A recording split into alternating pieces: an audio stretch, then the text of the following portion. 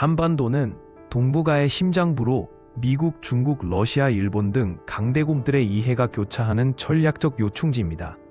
2023년 글로벌 리스크 보고서에 따르면 한반도 분쟁 가능성은 세계 5대 안보 위협 중 하나로 꼽혔습니다. 특히 북한의 핵 개발과 미중 패권 경쟁 속에서 한국의 지정학적 가치는 더욱 부각되고 있습니다.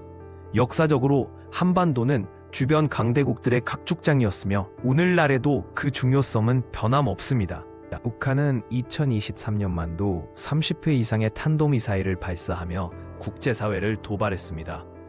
유엔 보고서에 따르면 북한은 2024년 핵무기 보유량을 200여 발로 확대했으며 ICBM 대륙간 탄도미사일 기술을 고도화 중입니다.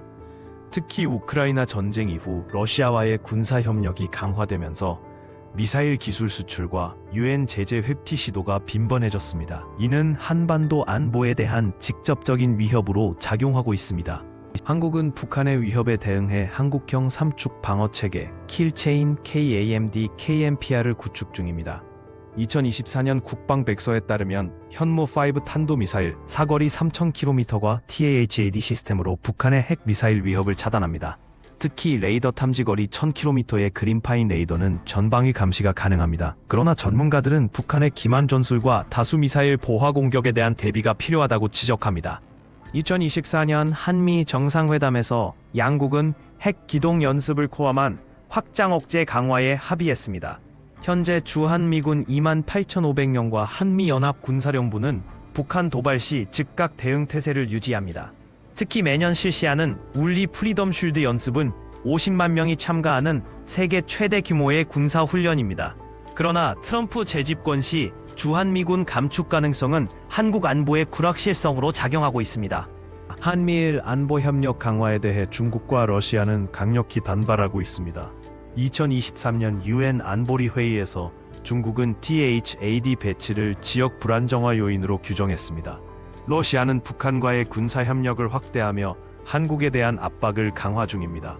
특히 남중국해 분쟁과 우크라이나 전쟁으로 미중 미러 갈등이 심화되면서 한국은 전략적 선택의 기로에 서 있습니다. 2023년 한일 정상회담에서 양국은 GSOMIA 군사정보보호협정 정상화로 안보협력을 재개했습니다.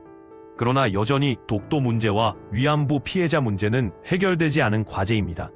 일본의 방위비 증액, 2024년 GDP 2% 달성과 한국의 해군 증강은 동북아 군사균형에 영향을 미치고 있습니다.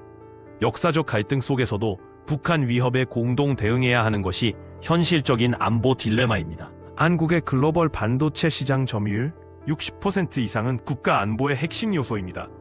2023년 미국의 치프스 법안과 중국의 반도체 자립 정책은 한국 경제에 중대한 영향을 미쳤습니다. 특히 북한의 사이버 공격은 삼성, SK, 하이닉스 등을 주요 표적으로 삼고 있습니다. 경제 안보화 시대에 기술 패권 경쟁은 새로운 형태의 전쟁터가 되고 있습니다. 전문가들은 반도체 산업 보호를 위한 군사적 대비가 필요하다고 경고합니다. 북한의 사이버 공격은 연간 1조 원 이상의 피해를 발생시키고 있습니다. 2023년 한국국방연구원 보고서에 따르면 북한 해커 단체 라자로스 등 120여 개국을 대상으로 활동 중입니다. 특히 핵심 인프라, 전력망, 금융에 대한 표적 공격이 증가하고 있습니다. 한국군은 사이버 사령부를 증편, 2027년까지 3,000명 규모하며 대응 체계를 강화하지만 인공지능을 활용한 신종 공격에 대한 대비는 아직 부족한 실정입니다. 유엔 안보리는 2024년 북한에 대한 제17자 제재 결의를 통과시켰지만 중국, 러시아의 반대로 실효성 논란이 계속되고 있습니다. 미국 재무화폐 해킹 등을 통해 연간 20억 달러 이상의 불법 자금을 조달 중입니다.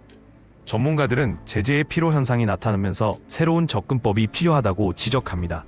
특히 우크라이나 전쟁 이후 러시아 북한 군사 협력이 강화되며 제재 회피 경로가 더욱 복잡해졌습니다. 2024년 현재 한국 안보는 억지와 대화 사이에서 균형을 찾아야 하는 과제를 안고 있습니다. 국방부는 2024-2028년 국방 중기 계획에 340조 원을 투자해 미래전 대비에 나섰습니다. 그러나 군사력만으로는 한반도 평화를 보장할 수 없습니다. 역사적 교훈, 6.15 전쟁을 기억하며 강한 안보 태세와 외교적 노력의 조화가 필요한 시점입니다. 우리의 선택이 다음 세대의 안보를 결정할 것입니다. 여러분은 어떤 미래를 원하십니까?